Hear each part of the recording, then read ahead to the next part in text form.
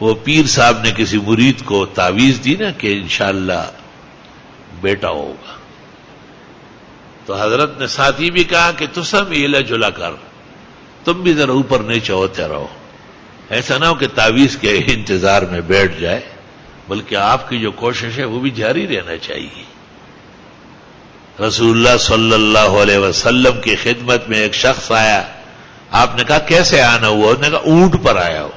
کہا عقلتہ، اس کا گھٹنا باندھا ہے؟ اس نے کہا بل توکلتہ واطلقتہ۔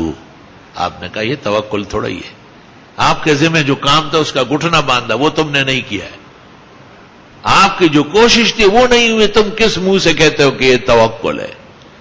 علماء کہتے ہیں توکل نام ہے ترکب الاسباب و عدم الاعتماد، اور جو توکل کرے اور اسباب بھی نہ جوڑے اس کو علماء کہتے ہیں تعطل، بیکارگی، وہ حرام نہ جائے۔ ان سعیکم لشتی، بے شک تمہاری کوششیں مختلف ہے۔ شتا جمع ہے شدید کی،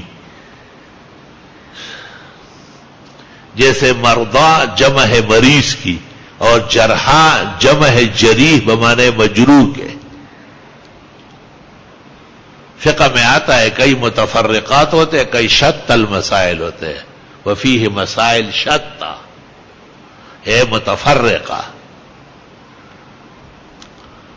فَأَمَّا مَنْ أَعْطَى، پس جس کسی نے دے دیا، وَاتَّقَى، اور بچ کے رہا، اللہ کے نام پہ خیرات دی، زکوٰۃ دی، صدقہ دیا، فطرانہ دیا، علماء، طلباء، مساجد، مدارس، دینی سلسلوں کو آباد رکھا، وَاتَّقَى، اور واقعی گناہوں سے بچا، وَصَدَّقَ بِالْحُسْنَى، اور تصدیق کی بہترین کلمے کی، لا الہ الا اللہ محمد الرسول اللہ کی، فَسَنُيَسِّرُهُ لِلْيُسْرَى، پس ان قریب آسان کر دیں گے اس کے لیے، اور آسانیاں پیدا کر کے، سہولت پیدا کرنے کے لیے، آسانی کے لیے ایک کام تو یہ ہے کہ آپ اعطاء لوجہ اللہ کریں، خدا کے نام پر خیر خیرات کریں، اور دوسرا یہ کہ گناہوں سے بچے، واتقا، اور تیسرا یہ کہ ہمیشہ عقید توحید پختہ رکھیں، وصدق بالحسنى،